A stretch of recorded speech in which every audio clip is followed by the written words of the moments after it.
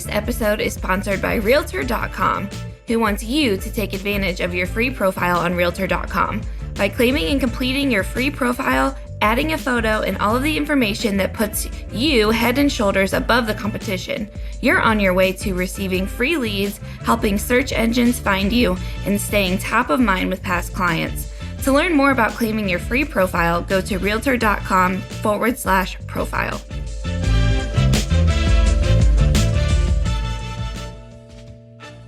Welcome to the Real View podcast, where Ohio Realtors connect you to innovators and influencers, keeping you with the real view of real estate. Whether you're a broker, agent, first-time homebuyer, industry leader, or just happen to stumble upon our podcast today, you can expect to hear tips, tools, tricks, interesting information, and so much more from the experts in Ohio's real estate game.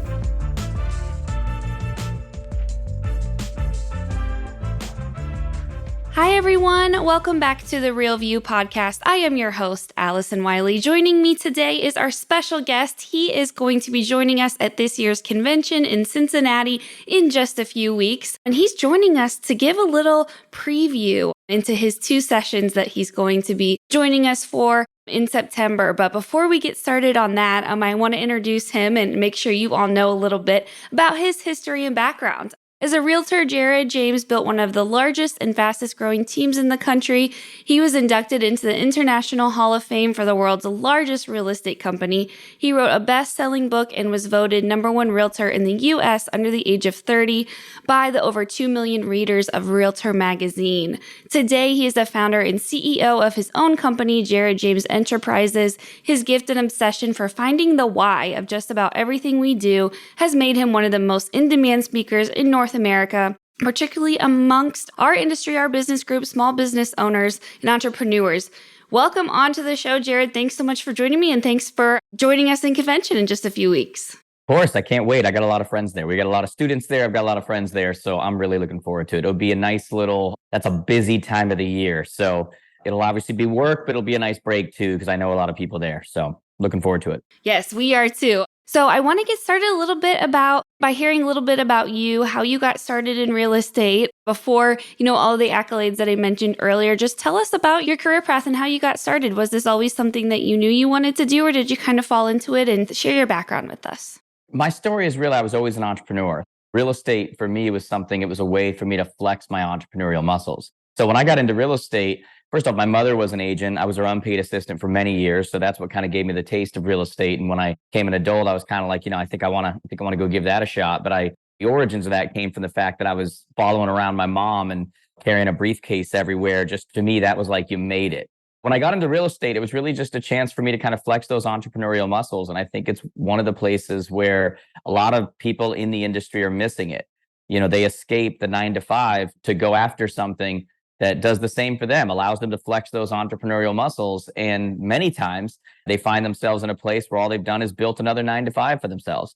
And they don't look at all the other areas of the business outside of just making commissions. There's so many other ways. I looked at it different, and I used, my success in real estate to build other parts of that business. And I do the same thing to this day. We have one of the largest coaching and training companies.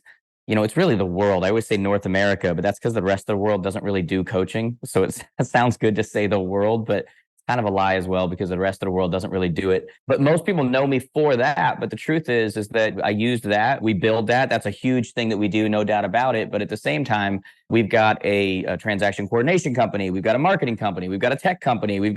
What I try to teach people is that, you want to be able to take your business, your real estate business, and use it to either grow it as large as you want it, or use it to fund and profit the other things that you want to do as well. But don't limit yourself in this industry. Look at it from the perspective of an entrepreneur, because there's so many opportunities. And I think that that's really important too, that we, brand ourselves as realtors, as entrepreneurs, because who doesn't want to connect with that part of what the American dream is? We're all for supporting this, what this country is built on, and the entrepreneurial spirit is so important. And it's something that we as realtors should be celebrating. So I love that that's kind of your message. And you see us in that light too, is like, hey, let's make this business whatever we want it to be and whatever we want that to look like. And I think that that's probably one of the few industries and jobs out there that really allows you to make the most of it. I mean, there's so many different options, as you mentioned. for what we can do, that it's really just up to us for as far as we want to take it and what we want that to look like. And that's a really cool part of our industry. I think that's great. It's one of the best ones for it. We touch everything. When you think about it, we touch everything in that home buying and that home selling process, like every part of people's lives. We used to teach a thing, and I'll get back to teaching this as well. The average real estate transaction has 25 to 40 referrals on every single transaction. And we don't think like that, because if you ask an audience how many are there, they'll go 4, 5, 7, or they'll know they're getting set up and they'll be like 11. But it's because we only think about the ones that are right in front of us. We only think about the people sitting at the table. We only think about, the mortgage, if you're an attorney state, you've got that, you've got insurance, you don't realize how many different parts of people's lives they're changing and touching during that moving and that buying and selling process that are available to us. We have so much opportunity, and we're such a crucial part of people's lives, and a lot of us aren't taking advantage of it. Yeah, no, that's so true. And I think this is kind of one of the things that you're going to be speaking on when you join us at convention for the CE on Monday and Tuesday, is how we can really differentiate ourselves in this marketplace, how we can dominate, especially at the local level. And, you mentioned just the relationship building that happens with realtors and 24 people, you work with on a transaction. I mean, that is how you build communities. And that's what our realtors, are in their own neighborhoods and working on every single day. Talk to us a little bit maybe just about where the market stands today, what challenges and what opportunities realtors are facing in today's state of things. There's amazing opportunity. And I know people like me are supposed to say that, but you have to understand that opportunities are opportunities because everybody doesn't recognize them. When everybody recognizes them, that's not what an opportunity is. That's not even the definition of an opportunity. My son got into stocks recently, and he's all into stocks, and he's, every day he's sending me tips and he's sending me this and that and whatever. And one of the ones he sent me the other day, it had gone from $4 to $21. And he's like, "Dad, you got to check this out. Oh my God. Oh my God." And I'm like, "Son, I think we need to talk about what an opportunity is. The opportunity was 2 days ago. It's not now. Once everyone understands the opportunity, well, that's not an opportunity anymore. That was a past opportunity."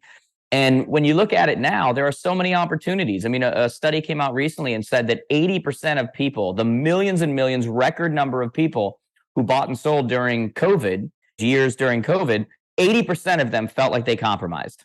That means that during a time when a record number of people were purchasing homes, the highest number we've ever seen in our lifetime, 80% of them felt like they compromised. Like, they don't love where they're at. They don't love what they purchased. They don't love, they had to compromise. They went into it thinking, let me get a 4-bedroom colonial with an acre of land. After getting turned down 7 times, they're making over asking offers on double wide trailers, sight unseen, because they just needed to win something. There's a lot of opportunity that's going to hit the market when those people start saying, "Hey, I don't have to stay here. I can vacation rental this. I can Airbnb this house a third of the time and make more than what my mortgage is. I don't have to stay here. The average person has 59% equity. I don't need to stay here." And I know a lot of people are looking at it and they're going, well, if they're sitting there at 4% rates and now there's 6.5%, 7% rates, they're not going to do that. In some cases, you're correct. And in other cases, they're going to go into an adjustable rate, a 5-year, 7-year ARM, and do something like that. And they're not going to stay in a place that they felt like they compromised.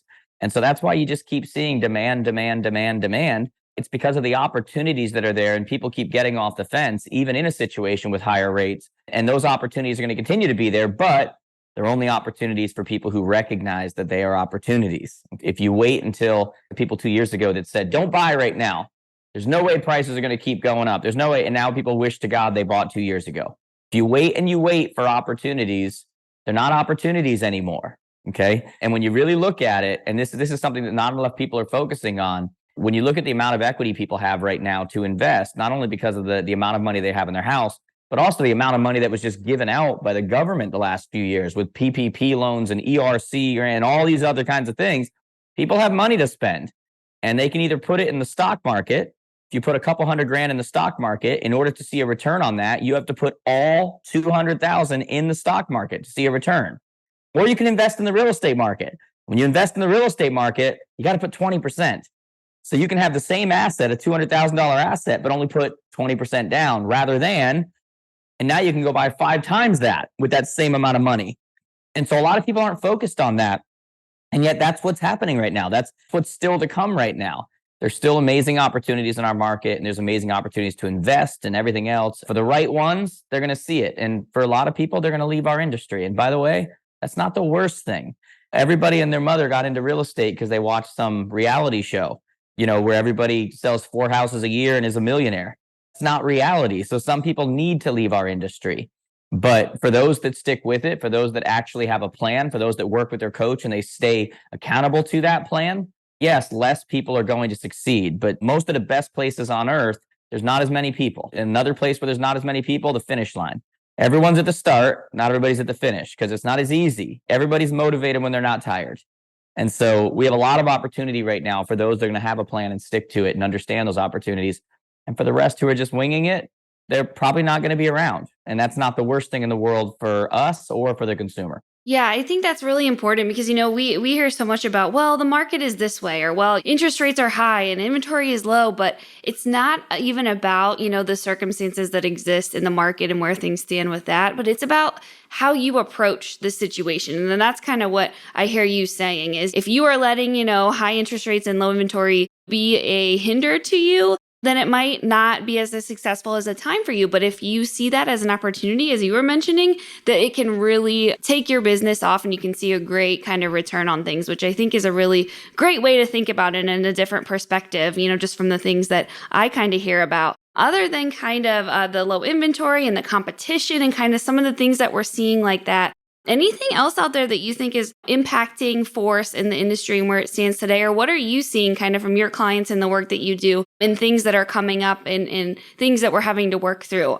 in our industry right now?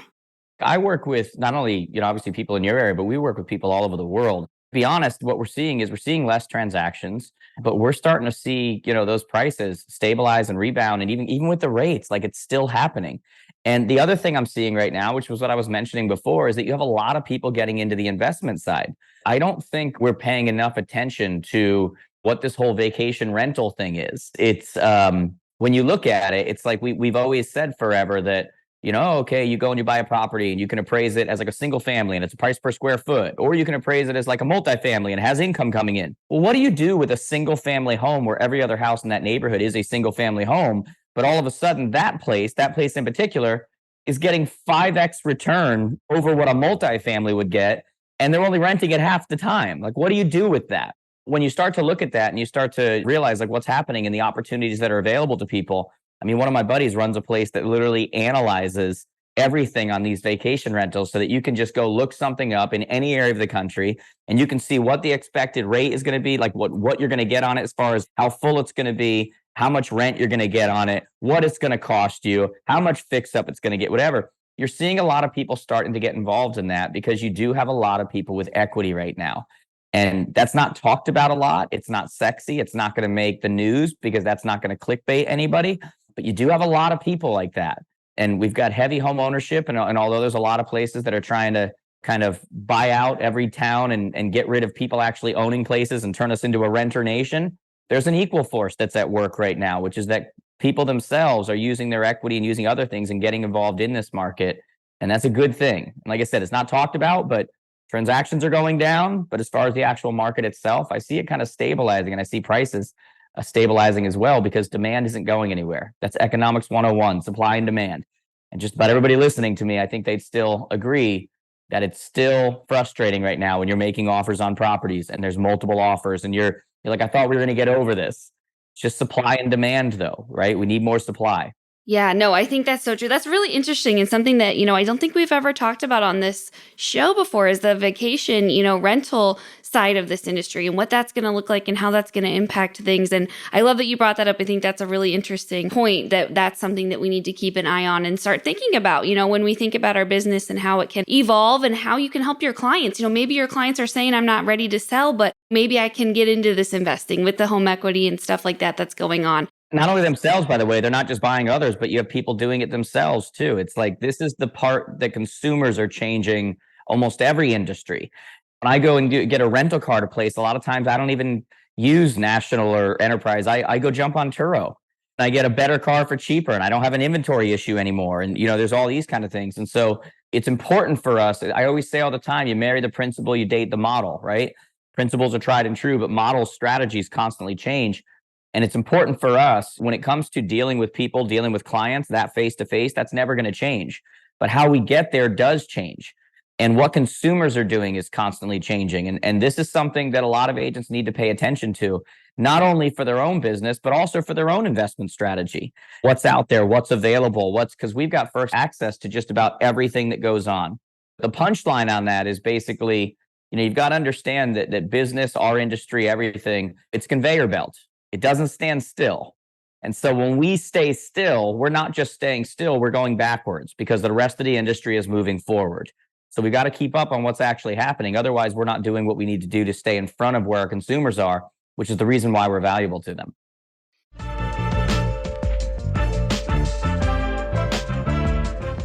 This episode of The Real View is brought to you by the Ohio Association of Community Colleges. Ohio's network of community colleges provides accessible training that accommodates the busy lifestyles of aspiring real estate professionals at half the price of a traditional university.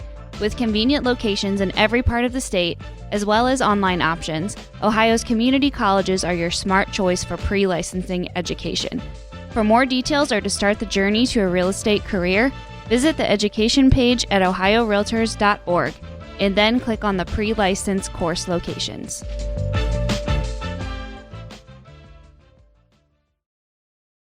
I know one of the things you mentioned too is the saying that the agent that owns the listings owns the market. And I think that's a really great phrase and saying. Talk to us just a little bit about that lack of inventory as we were discussing, and just how we can overcome that and how we can really, put ourselves as the premier person when it comes to getting these listings that are so difficult to come about compared to maybe some other times recently. Tell us a little bit about that and maybe share some of your tips and best tricks to gain those listings that we all want so bad. I mean, that's a huge topic. So one of the keynotes I'm doing with you guys is going to be specifically on that. And what I love about that is that that's very specific. One of the things that I think separates me so much is that I'm not just a come in and, dream big and then dream bigger guy. I've run a very successful real estate business. I've run multiple businesses now. We deal with thousands of students all over the world. And at the end of the day, you've got agents who sit back and wait and see what's going to come to them. And then you've got agents that are proactive and they determine what's going to happen.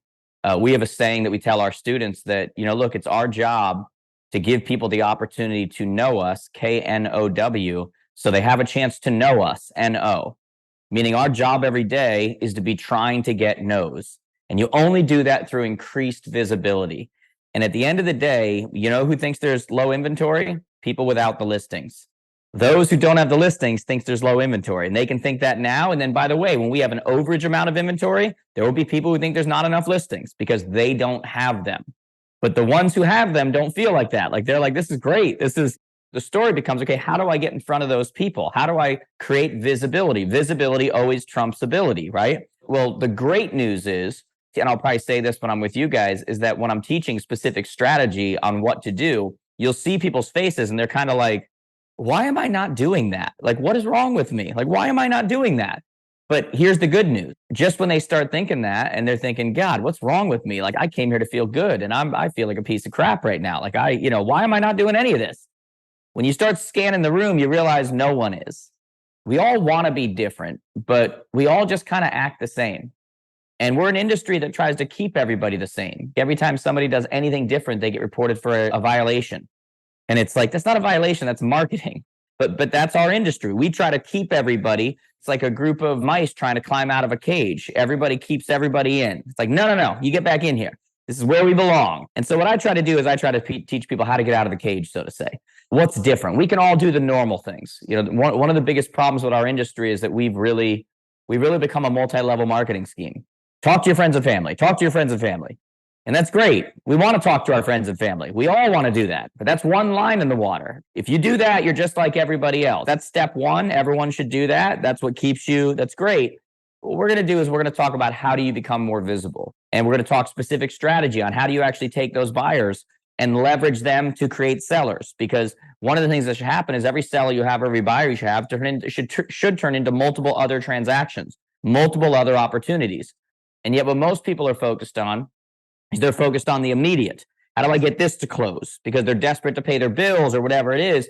And it's so short-sighted that they don't think strategy beyond that. Like, I've got the gold right now. Like, the number, I just went through that last period of real estate where everybody wanted sellers, nobody wanted buyers. And I'm like, my God, is that the wrong attitude? Because the number one thing that gets sellers is buyers. If I want to catch fish, I need worms. If I want shark, I need chum. If I want, mice, I need cheese. You don't give up the food in order for the end unless you're after one meal. That means you don't believe in hunting. And so when you understand the hunter's mindset that you eat what you kill in your business, you understand how important bait and food is. And the number one thing sellers want is buyers. So now how do we take those buyers that we have and how do we leverage them into more sellers? And what I'm going to do is I'm going to show people, I'm going to go all the way old school to new school. So I'm going to make everybody feel good, and we're going to go old school. I'm going to talk about the type of letters you can send. I can talk about the type of calls you can make. I'm going to talk about the verbiage that you use. I'm going to talk about all of that.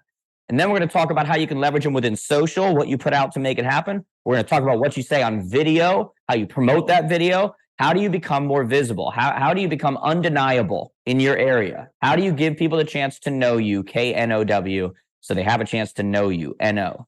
And that's a lot of what we're going to talk about at that session, specifically on how to get listings. Yeah, I'm excited for that. I think it's going to be really cool to, as you mentioned, go into the specifics of it. And I believe you're going to share kind of just some certain ways and tactics and things that you can do, as you mentioned, whether it be letters and mailing or whether it be social media and your videos that you're putting out, having those tangible takeaways that you can walk out of that session with and implement it in your business after you get home from convention. That's going to be really cool. Yeah, really, really cool to hear. But then you're also going to be doing a second session, which is really great too. This is going to be more kind of around the local marketplace and how we can focus on that. Why is it so important that realtors are focused in their local marketplaces? And how can we share a little bit about what you're going to be talking about for that session?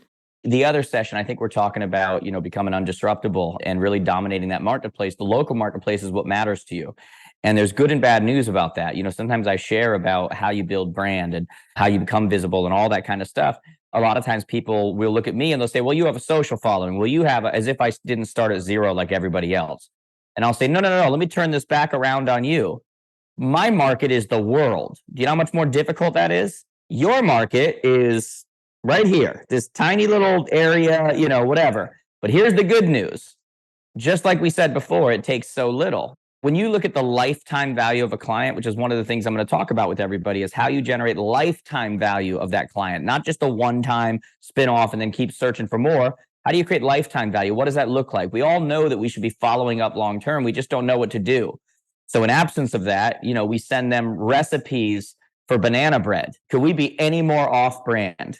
Not to mention in today's world, let me just pick up my phone. Siri, give me the greatest recipe for banana bread on planet Earth. I'm going to go straight from there, and then I'm going to go click unsubscribe on your email. Okay? Because you talk to most agents, and I like to ask them, hey, would you respond to your marketing? And most of them would reply and say, what marketing? Because they're not doing any marketing. But even those that are doing marketing, would you reply to your marketing? Most of the answer is no, I wouldn't. It's just kind of I'm checking the box. So we're going to get very specific on what that looks like. What does a brand look like in your area? What does lifetime value look like? What does the follow-up look like in order to create lifetime value, to create business over and over and over again, not only from them, but from their sphere? How do we get over this nonsense of calling people past clients, which is one of the most ridiculous things we've ever created in this industry, past clients? There's only two types of clients, active clients and prospective clients. That's it. People who are actively buying or selling from you, people who are actively prospecting on your behalf for someone who's going to, based on your ability to stay in communication with them, or past clients. Or prospective clients. It's active or prospective. That's it. We're going to really go into what that means and what that looks like and how do we get over that, because we're going to have a lot of laughs about it and we can it's funny, but then when you start to look at it, you're like, my God, that's exactly what I do. I close and people become free agents. I run into people at the supermarket who I was best friends with for 3 months while they were buying. I haven't seen them in 3 years and now it's awkward. It's that kind of a thing. We're going to, again, get into the nitty gritty of what that looks like and what can you do the moment you leave that will automatically give you an edge over everybody in your marketplace just by doing some simple things and understanding that, look, apps are cool, technology's cool. We're using technology right now, okay? Awesome. But not in absence of what's always worked. Relationships will always matter. But again, how we leverage them, how we create them, how we maintain them. All of that has changed. We're not paging people anymore. If you still got a fax number on your business card, I know everything about you I need to know, and so does the consumer. We need to get with the year that we actually live in. When I'm done with this, I'm going to put in my order on Instacart and have my groceries delivered to me. It's just a different world, and we need to know how to walk that balance between making sure that we're relevant, but also doing what's always mattered. And when you do that, when you put that combination together, it's really not that difficult to dominate in your area, especially when you get your content game down. And that's where a lot of agents are missing it too, is they just, when it comes to content, they just avoid that camera. They have no problem talking to someone, giving them content, answering questions, doing whatever. But all of a sudden you turn that red light on and it's like, oh my God, I can't do this. Even though it's the greatest thing they could ever do from the perspective of, scaling who you are when you're not even in front of them anymore. And so we're going to talk a lot about that. We'll have some laughs, but ultimately I think it's going to be really helpful for everybody. Yeah, no, I know that content is such a huge thing, even is something that I struggle with in my, I'm a content creator and manager and there's never enough. You can never get enough. At least for me, I always want to try to be evolving in that way and really making sure I'm putting out the right content. So I love that you're going to be incorporating that. You're going to be talking about. And sounds like you got a really great 2 sessions planned for us. And I'm really excited to have you here in Ohio and get to hear a little bit more. It's going to be a lot of really great stuff. So I know I'm looking forward to it. And I know you mentioned too, you have a lot of friends here and you're looking forward to seeing some of us. But what else are you looking forward to at convention? And what do you want attendees to know before joining us at one of your sessions? I always said seeing friends and seeing that kind of stuff too. But for me, aside of I classify as friends that I know that I'll go grab a drink with or something like that, we got a lot of students there too. So I just love kind of seeing people face to face. This is great. We're doing the Zoom thing. We're doing whatever. And I think one of the overcorrections we did during COVID was we started thinking that just because you can do something virtual means that's what it's going to be from now on. And I think one of the great lessons we learned is who knew, but people matter and being around people matter. Having that energy and having that, it's one of the number one reasons people go to a conference. We have a conference we put on every year called the Jared James Advance. We do it every October, right? I would love to think that the number one reason people come is because of me or whatever. But let's be honest, I'm sure some want whatever. But the truth is it's the networking and it's the people that you get to be around and the energy and getting outside of the running of your business every single day and getting to just kind of let loose, talk to other people, learn things, just do things a little bit differently, think a little differently, be able to act a little bit differently. Whereas you're not constantly just showing houses, whatever. You get to just go have a drink with someone, talk to someone, see people you haven't seen. And I think that we learned that interaction is powerful. I think we learned that, there's a difference between going to a concert and watching it on YouTube. For me, that's always great. I'm not 100% on this, but I think this is the first time that I'll be back through Ohio post-COVID.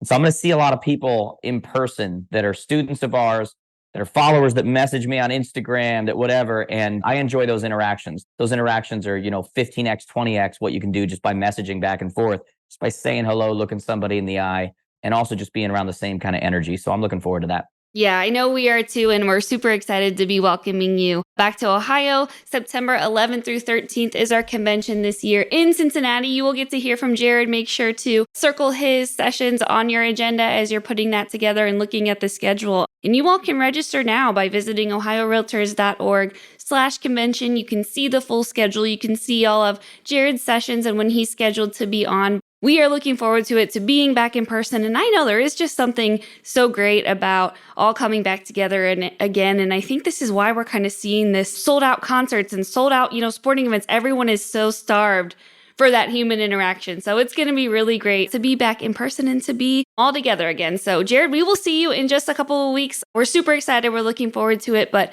thanks for joining me today. And thanks for sharing a little bit more about your sessions. Thanks, Allison. Can't wait. I'm going to have them. For those that have followed for a while, we got a lot of new stuff, new content that'll be released. We'll do that at the convention. So can't wait. It's going to be a blast.